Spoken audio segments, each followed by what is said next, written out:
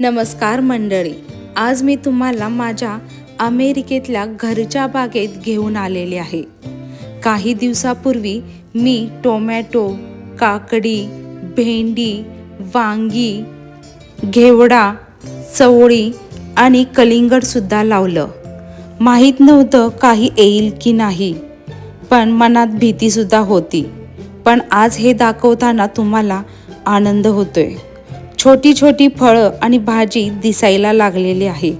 हे पाहून मनात खूपच समाधान मिळते, कारण हे फक्त पीक नाही तर मेहनतीचं आणि संयमाचा परिणाम आहे। दररोज केलेली काळजी, पाणी घालणं आणि वाट पाहणं, याचं फळ आज दिसायला लागले। निसर्ग किती सुंदर आहे हे या बागेमुळे कळालं। तुम्हाला हा माझा प्रयत्न कसा वाटला मला कमेंट करून नक्की सांगा।